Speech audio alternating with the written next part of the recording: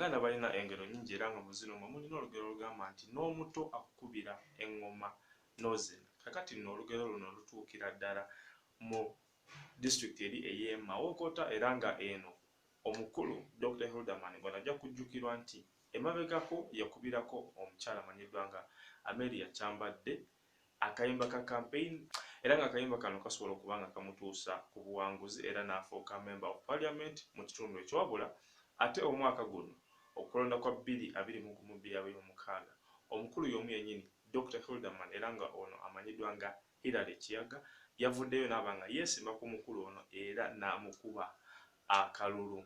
Kakati nno tusobodde okuba nga tufuna ku Hilderman era nga ayina ensonga nnyingi zayogeddeko era nga tukusaba obeere nga otukkiriza tumukuweko naye obeere nga owulira biki byasobodde okuba nga ayogera ku era biki byagenda okuba nga akolera bannamawokota. Nava mu kibuga n'ensenguka n'engenda ku ground making sure nti buli kanyomero ka Mawokota konna tukatuukako era tutuuseeyo.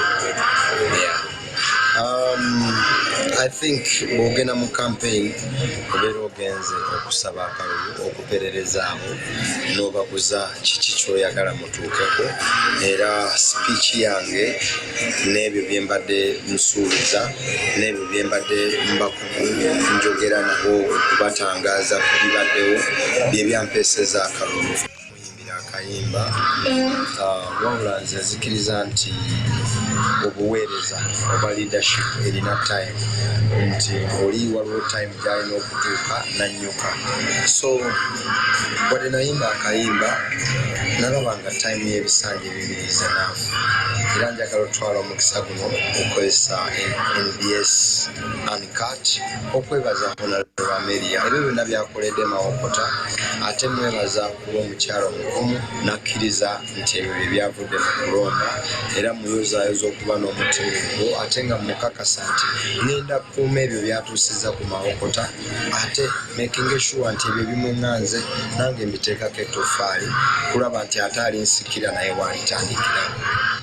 Ekisookera ddala ebitusoomooza music industry mbimanyi era kyenjagala okukolagana nakyo bwe bukulembeze bwa music industry bw'aba musicians nga Uganda Musicians Association eyo tulabe nga tukolagana nabo okulaba kiki kye tulina okukola.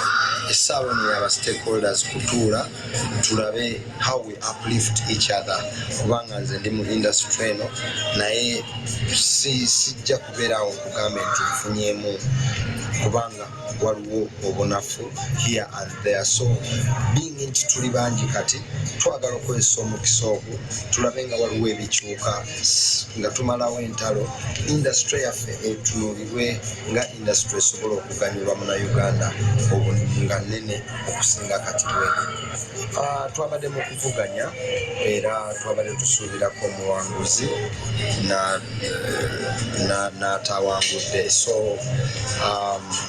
kiri very okay okubanga omuntu teyayiseemu kubanga twabadde mu kuvuganya wabula mbayozaayoza okubeera nga baavaayo ne bateetiitirira ne bayimirirawo ku nsonga ate ne beesimbawo wadde byagenze nga bwe byagenze naye nze mbalaba nga abawanguzi. Ngenda kusigala nga nnyimba naye omulaka focus gye njagala okuteekako amaanyi kwe kulaba nga bakiyaga abali e Mawokota eyo abeebase nabo bajja